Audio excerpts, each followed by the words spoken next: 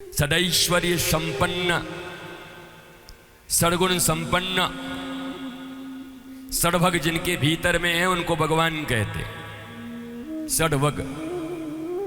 हमारे जीवन में एक ही बार श्री कृष्ण का जन्म हुआ, जिस दिन मेरे गुरु ने मेरे कानों में मंत्र दे करके मुझे बता दिया कि आज के बाद यही गुरु मंत्र और मेरी आज्ञा ही कृष्ण तुम्हारे लिए है। और हो गया मेरे हृदय में उनका जन्म। नंद घरे आनंद भयो, जय कन्हैया लाल की।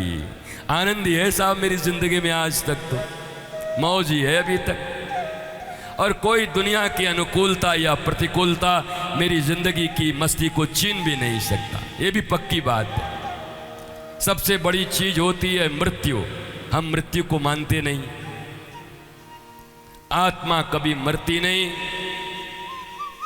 और ये चित जल पावक गगन समीरा, पंच रचित यह अदम शरीरा। मिट्टी मिट्टी में, वायु वायु में, जल जल में, अग्नि अग्नि में, आकाश आकाश में, मरेगा कौन? तो मृत्यु पर तो अपना विश्वास ही नहीं है, जैसे परीक्षित को नहीं है। परीक्षित ने मृत्यु टालने के लिए गुरु के पास जाकर कथा नहीं सुनी। जो भागवत सुनने वाले बैठे हुए हो तो इतना प्रज्ञा ज्ञान तो रखो। परीक्षित के पास अवसर था, देवता आए थे, कहा था हमारे पास जो अमृत है ये पी के तुम बच सकते हो। तो परीक्षित ने पूछा कि भागवतामृत और सुधामृत में क्या अंतर है, स्वर्गामृत में, इन दोनों में क्या अंतर है, बताओ गुरुजी।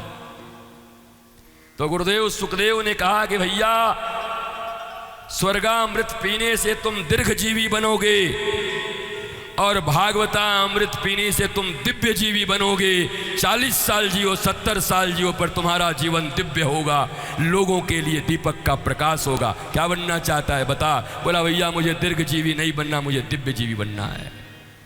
इसलिए भागवत की कथा सुनी।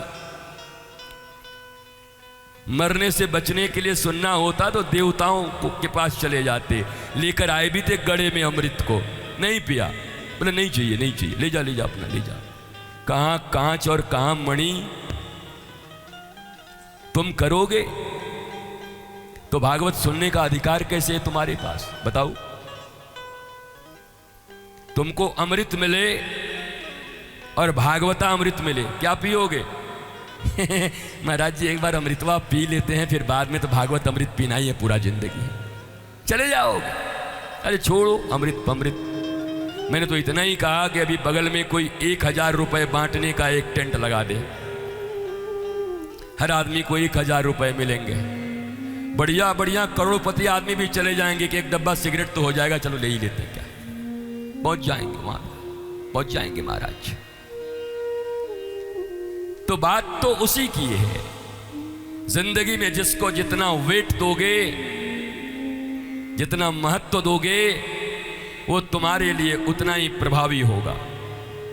तुम गुरु को महत्व देते ही नहीं, भागवत को महत्व देते ही नहीं, कथा को महत्व देते ही नहीं, क्योंकि अभी एक फोन आ जाएगा तो तुम चले जाओगे। तो फोन ज्यादा महत्वपूर्ण है या भागवत, मुझे बता दो।